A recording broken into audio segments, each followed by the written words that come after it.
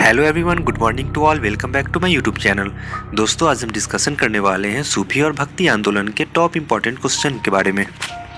तो चलिए सेशन की शुरुआत करते हैं, पर इससे पहले मैं आपको बता दूं कि अगर पहली बार चैनल पे हैं तो सब्सक्राइब कर ले ताकि अपकमिंग वीडियोस के नोटिफिकेशन आपको मिलते रहें। चलिए बात करते हैं पहले प्रश्न की ओर। पहला प्रश्न है, दक्षिण भारत से उत्तर भारत में भक्ति आंदोलन किसने चलाया?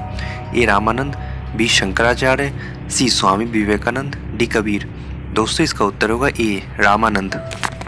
दोस्तों, रामानंद भगवान राम के उपासक थे। इनका जन्म प्रयाग में हुआ था और वे बनारस में रहते थे। इनके संबंध में एक पद प्रचलित है जिसका अर्थ है कि पहले द्रविड़ देश में भक्ति उदित हुई जिसे रामानंद उत्तर भारत में ले आए। चलते हैं दोस्तों दूसरे नंबर प्रश्न की ओर। चैतन्य महाप्रभु किस संप्रदाय से जुड़े थे? ए श्री संप्रदाय, बी वारकरी संप्रदाय, सी गौड़ीय संप्रदाय, डी में से कोई नहीं। दोस्तों, इसका उत्तर होगा सी गौड़ीय संप्रदाय।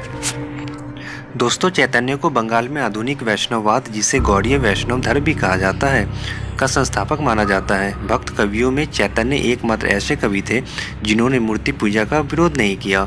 इनके अनुयायी इन्हें गौरव महाप्रभु के नाम से भी पूछते हैं। चलते हैं दोस्तों तीसरे नंबर प्रश्न की ओर। निम्नलिखित में से किसका मिलान गलत है?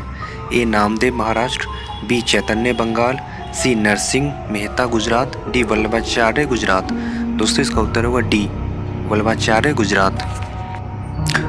दोस्तों, वल्लभाचार्य वैष्णव धर्म के महान संत थे। काशी में इनका जन्म हुआ था। आगे चल के वृंदावन में कृष्ण भक्ति धारा के पुष्टि संप्रदाय की स्थापना की। चलते हैं दोस्तों चौथे नंबर प्रश्न की ओर। पुष्टि मार्ग के दर्शन की स्थापना किसने की? ए चैतन्य ने, बी नानक ने, सी सूरदास ने, डी वल्लभाचार्य ने। दोस्तों, इसका उत्तर होगा डी वल्लभाचार्य ने। दोस्तों, पुष्टि मार्ग के दर्शन की स्थापना वल्लभाचार्य ने की थी।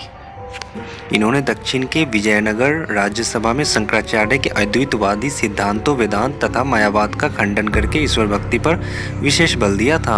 वहां इन्हें जगत गुरु महाप्रभु वैष्णवाचार्य की उपाधि से विभूषित किया गया था। चलते हैं दोस्तों पांचवें नंबर प्रश्न की ओर। अष्टछाप की स्थापना किसके द्वारा की गई?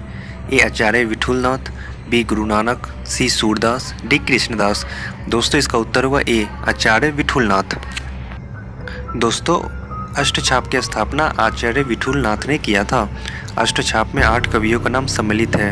ये 8 कवि थे कुम्मन दास, सूरदास, कृष्णदास, परमानंद दास, गोविंद दास, नंददास, चतुर्भुज दास। चलते दोस्तों छठे नंबर प्रश्न की ओर। निम्नलिखित में से सबसे अधिक सुधारवादी भक्ति संत कौन थे? ए रामानंद, बी तुलसीदास, सी कबीर, डी नामदेव। दोस्तों, इसका उत्तर होगा सी कबीर। दोस्तों, कबीर संत, कवि और समाज सुधारक थे। ये सिकंदर लोदी के समकालीन थे। कबीर का जन्म लहरतारा के पास 1398 ईस्वी में ज्येष्ठ पूर्णिमा को हुआ था। कबीर ने हिंदू मुसलमान सभी समाज का व्यापक रूढ़िवाद और कट्टरपंथ का खुलकर विरोध किया। कबीर की वाणी, उनके मुखर उपदेश, उनकी रचना बीजक 52 अक्षरी उलटबासी में देखे जा सकते हैं। चलते हैं दोस्तों सातवें नंबर प्रश्न की ओर। निम्न में से कौन संत महाराष्ट्र से थे? ए व्यास, बी त्यागराज, सी तुकाराम, डी मैत्री। दोस्तों, इसका उत्तर होगा सी तुकाराम। दोस्तों, संत तुकाराम का जन्म महाराष्ट्र में पुणे जिला स्थित देहू नामक गांव में हुआ था। वे वैष्णव संप्रदाय से संबंधित थे। वे पंढरपुर जिला सोलापुर महाराष्ट्र के भगवान विट्ठल के भक्त थे। चलते दोस्तों आठवें नंबर प्रश्न की ओर। इस्लाम धर्म में पैगंबर मोहम्मद साहब का जन्म निम्न में से किस स्थान पर हुआ था? ए मदीना, बी काबा, सी मक्का, डी कुफा। दोस्तों, इसका उत्तर होगा ए मदीना। दोस्तों, इस्लाम धर्म के संस्थापक और इसके प्रचार में महत्वपूर्ण भूमिका निभाने वाले पैगंबर मोहम्मद साहब का जन्म मक्का में 570 ईस्वी में हुआ था। चलते हैं दोस्तों नौवें नंबर प्रश्न की ओर। इस्लाम की स्थापना कब हुई? ए 7वीं शताब्दी में, बी 5वीं शताब्दी ईस्वी में, सी 3री शताब्दी ईस्वी पूर्व में, डी 5वीं शताब्दी ईस्वी पूर्व में। दोस्तों, इसका उत्तर होगा ए 7वीं शताब्दी ईस्वी पूर्व में। दोस्तों, पैगंबर मोहम्मद का जन्म लगभग 570 से 71 ईस्वी में हुआ था। उन्होंने इस्लाम धर्म की स्थापना 7वीं शताब्दी 622 ईस्वी में जिब्राइल द्वारा अल्लाह का पैगाम मिलने के बाद किया। 632 ईस्वी में लगभग उनकी मृत्यु हो गई। चलते दोस्तों 10वें नंबर प्रश्न की ओर। मोहम्मद साहब के जन्म पर कौन सा पर्व मनाया जाता है? ए ईद उल जुहा, बी ईद ए मिलाद उन नबी, सी बकरीद, डी ईद। दोस्तों इसका उत्तर होगा बी ईद ए मिलाद उन नबी।